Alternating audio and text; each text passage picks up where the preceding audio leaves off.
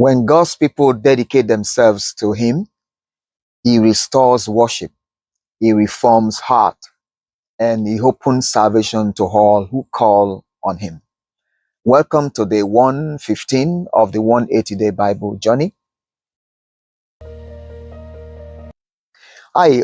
Today we are called to trust the living God, to walk in holiness, to embrace righteousness through faith and by faith, and to proclaim salvation is available to everyone. As we start off today with Nehemiah chapter 12, here we see that the priests and the Levites, they were numbered with their family heads. Nehemiah dedicated Jerusalem's walls amidst the Levites, with thanksgiving, with praise, with worship, with sacrifice, with singing. There was also a sharing of other responsibilities like the storehouse, the tithing, the offerings, the first fruit. Everybody had an understanding of what they need to do and where they need to go. And so dedication restores worship, and it also restores order. In Nehemiah chapter 13, it was discovered there was a mixed multitude. Mixed multitude means when the sons of Israel started marrying the Ammonites and also the Moabites, which God forbade them not to do. And so that created a mixed multitude. And when they read the law, they found out that they were not supposed to do that. So there was a reformation that came through that understanding and knowledge. And so there were reforms also concerning the Levites and the singers in taking care of them. Now, there was also the ongoing business as usual during the Sabbath days. They found out that the people, they were trading, they were buying, they were doing all sorts of things on the Sabbath day. And from reading of the law, they discovered that they should not do that. And so there was a reformation again about that. And Nehemiah corrected that, and he corrected that the Sabbath should be kept holy without any business as usual. Revival requires ongoing reformation and also ongoing holiness and character of godliness. In Psalm 115, the psalmist says that God is in the heavens and with mercy and with truth. And he compared God with the idols of men, the idols of gold, the idols of silver. They have eyes, but they don't see. They have ears, but they do not hear. They have mouth, but they cannot speak. And the psalmist, encouraged us to trust in the living God, who is ever mindful of us. And when we do that, He will bless us, He will increase us, He will increase our children. And then because the heavens are His and the earth He has given unto us. Trust belongs to the living God, not to powerless idols, not to ideology, not to sentiments, not to perceptions of men, but only our trust should be towards God.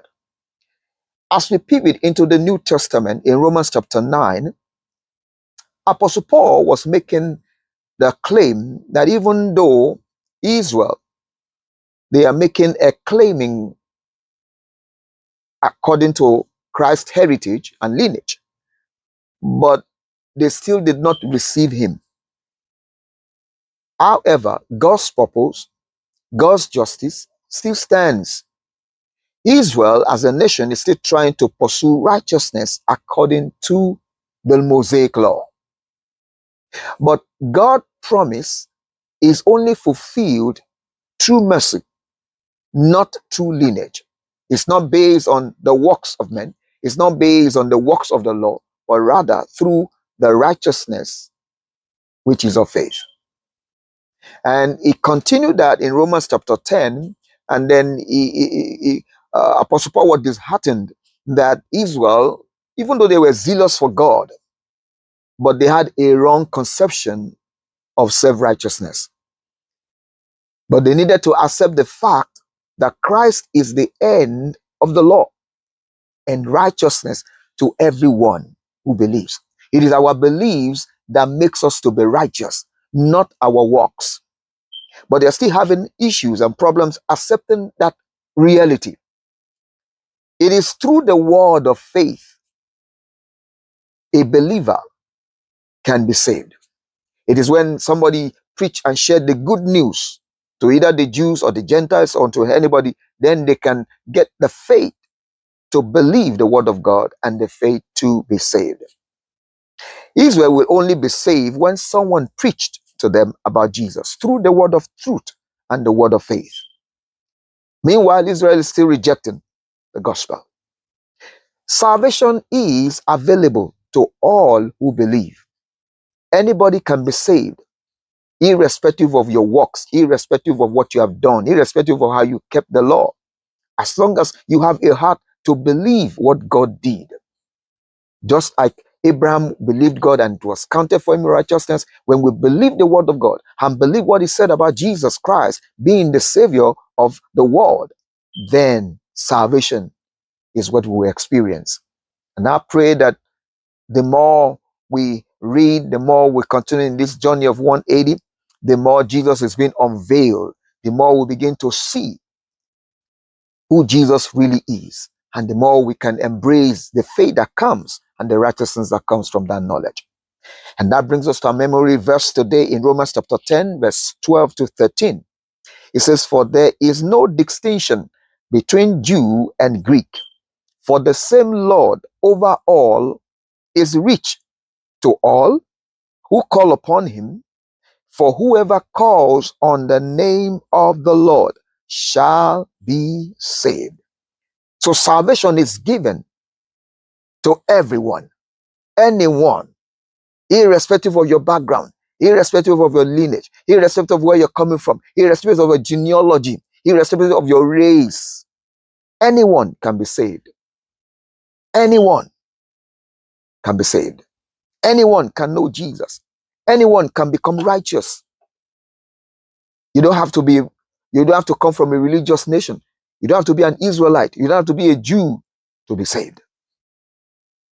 I pray that the Lord will open our eyes to see the opportunity, to see how God has opened salvation to every man on planet Earth.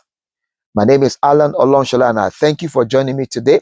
I look forward to seeing you tomorrow. God bless you and have a wonderful weekend.